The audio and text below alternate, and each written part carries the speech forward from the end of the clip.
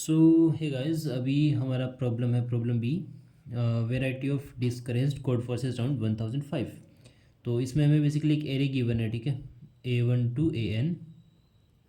और इसमें एक स्कोर डिफाइन किया हुआ है, स्कोर जो कि है कि लेंथ ऑफ द एरे, ठीक है, length of the array minus number of distinct elements,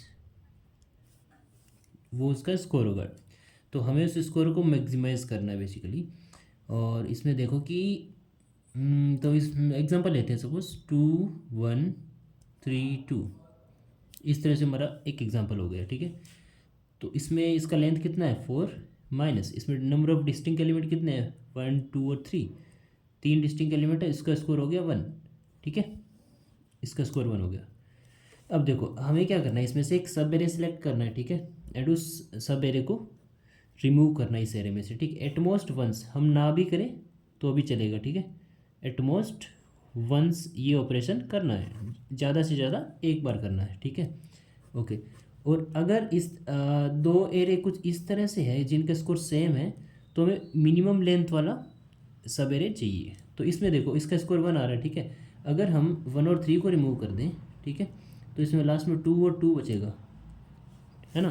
तो इसका 2 और 2 बचा, तो इसमें इसका एरे का लेंथ कितना हुआ 2, minus number of distinct element कितने हैं 1, ओनली 2 है, ठीक है। तो अभी भी इसका स्कोर 1 आ रहा है, तो हमें ये आउटपुट नहीं देना, हमें ये आउटपुट देना है, ठीक है, समझ गए, ओके। तो अब देखो हम स्कोर को इंक्रीज कर सकते हैं फिर नहीं कर सकते, क्योंकि स्कोर क्या है, स्कोर है हमारा length of this minus number of distinct element, ठीक है, ये है, ओके। तो अब देखो अगर हम इसमें से कोई एक ऐसा एलिमेंट रिमूव करें, सपोज एलिमेंट एनी एलिमेंट ई जिसकी फ्रीक्वेंसी ग्रेटर देन 1 हो, ठीक है, एक से ज़्यादा बार आया हो, तो उस केस में क्या होगा, उस केस में नंबर ऑफ डिस्टिंक्ट एलिमेंट पे कोई फ़र्क नहीं पड़ेगा, राइट, क्योंकि इसकी फ्रीक्वेंसी ग्रेटर देन 1 है। मतलब ऐसे मान लो कि 4 4 3 2 1 5 इस तरह से कुछ है। अगर मैं इसको रिमूव करूँ तो नंबर ऑफ डिस्टिंक्ट एलिमेंट तो उतने ही रहेंगे, है ना, इस पर कोई फ़र्क नहीं पड़ेगा, लेकिन इसकी लेंथ कम हो जाएगी, है ना। अगर इसकी लेंथ 1 2 3 4 5 6, अगर पहले इसकी लेंथ 6 है, अगर हम इसको रिमूव कर दें तो ये 5 रह जाएगा। तो इस पर कोई फ़र्क नहीं पड़ा, बट ये कम हो गया, तो ओवरऑल क्या हुआ, हमारा स्कोर क्या हुआ, कम हो गया, समझ गए। तो इसलिए हमें जो एलिमेंट डुप्लीकेट आए हुए हैं उनको रिमूव नहीं करना है, ठीक है। लेकिन अगर हम किसी एक ऐसे एलिमेंट को रिमूव करें जो बस एक ही बार आया हो, तो सपोज करो हम इसको रिमूव कर दें, तो उस केस में क्या होगा कि मैंने 3 को रिमूव किया, तो नंबर ऑफ डिस्टिंक्ट एलिमेंट में एक कम हो गया। पहले नंबर ऑफ डिस्टिंक्ट एलिमेंट कितने थे, 1 2 3 4 5, ठीक है। तो जैसे ही हमने 3 को रिमूव किया, अब नंबर ऑफ डिस्टिंक्ट एलिमेंट कितने रह गए, 1 2 3 और 4, 4 रह गए। तो ये 1 से डिक्रीज़ हो गया, ठीक है, और इसकी लेंथ भी 1 से डिक्रीज़ हो गई। तो मतलब यूनिक एलिमेंट को रिमूव करने पर स्कोर पे कोई फ़र्क नहीं पड़ेगा, लेकिन अगर डुप्लीकेट एलिमेंट को रिमूव करें तो स्कोर कम हो जाएगा। हमें स्कोर को तो कम नहीं करना, ठीक है। तो और हमें क्या करना है कि एरे का साइज जितना कम हो सके उतना कम करना है। और हमने ये देखा कि यूनिक एलिमेंट को रिमूव करने से स्कोर पे कोई फ़र्क नहीं पड़ रहा है। तो मतलब हम अगर लॉन्गेस्ट सब एरे, वो लॉन्गेस्ट सब एरे फाइंड करें जिसमें unique elements only, unique elements, ठीक है, ओनली यूनिक एलिमेंट्स हो, उनका लॉन्गेस्ट सब एरे रिमूव करना है। ये हमारा फाइनल हो गया, ठीक है, समझ गए। तो सपोज करो एक एग्जांपल है 2 1 3 4 5 6 2 6, इस तरह से कुछ एग्जांपल है। तो हमें 2 को रिमूव नहीं करना, क्योंकि 2 की फ्रीक्वेंसी कितनी है 2 है, ठीक है। अगर यहाँ पे एक और 2 होता, सपोज 2 की फ्रीक्वेंसी कितनी है 3 है, तो हम 2 को रिमूव नहीं करेंगे।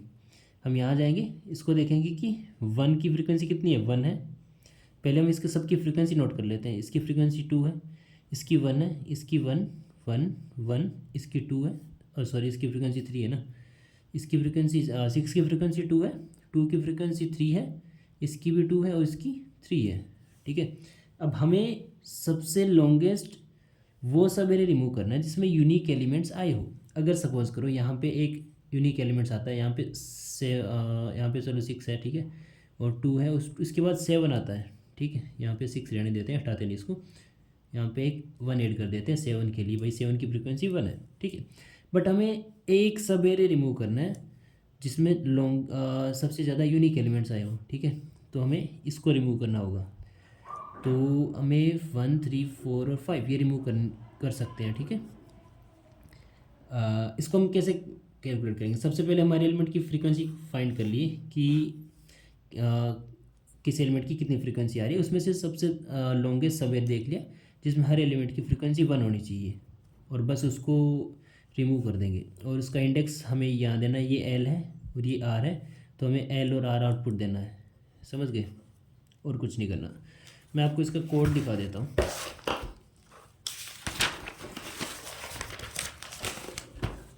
तो सबसे पहले हम एक वेक्टर बना लेंगे और एक मैप भी बना लेंगे फ्रीक्वेंसी के लिए, ठीक है।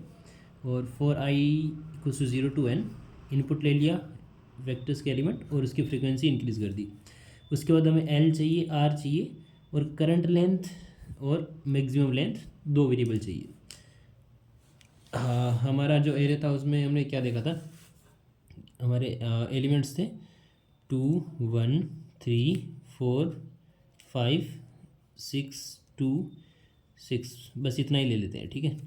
तो हमने सबकी फ्रीक्वेंसी कैलकुलेट कर ली है सॉरी, 2 1 1 1 1 2 2 और 2, ये हर एलिमेंट की कोरेस्पोंडिंग फ्रीक्वेंसी है, ठीक है।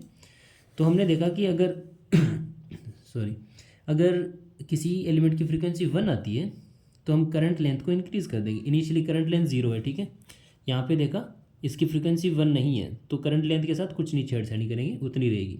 फिर के नेक्स्ट एलिमेंट पे हमें मिला V of I equals to 1 मिला, तो करंट लेंथ को हमने 1 कर दिया, ठीक है। अभी हमारा करंट लेंथ के अंदर 1 आ गया, और एल्स वाले पार्ट में जाएंगे नहीं। अब मैक्सिमम लेंथ हमारा 0 था, तो current length is greater than maximum, तो मैक्सिमम को हमने अपडेट कर दिया, इसमें 1 आ गया है, ठीक है। और आर बराबर आ गया आई हमारा 0 और 1, ठीक है, आर बराबर आ गया 1 और एल बराबर आ गया हमारा 1 आई माइनस करंट लेंथ प्लस 1, ठीक है। ये हम किस तरह से कैलकुलेट करें, समझ में आ रहा होगा। अगर हमारी करंट लेंथ इतनी होती है 4, तो यहाँ पे हमारा आर है, तो हमारा एल क्या होगा, R minus current length plus 1, ठीक है। इस हिसाब से कैलकुलेट कर रहे हैं एल को।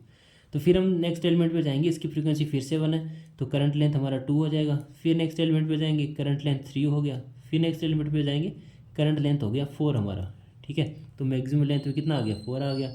और आर में हमारा क्या आ गया, 0 1 2 3 4, ठीक है, आर में आ गया 4। और एल में कितना आ जाएगा, एल में आ जाएगा 1।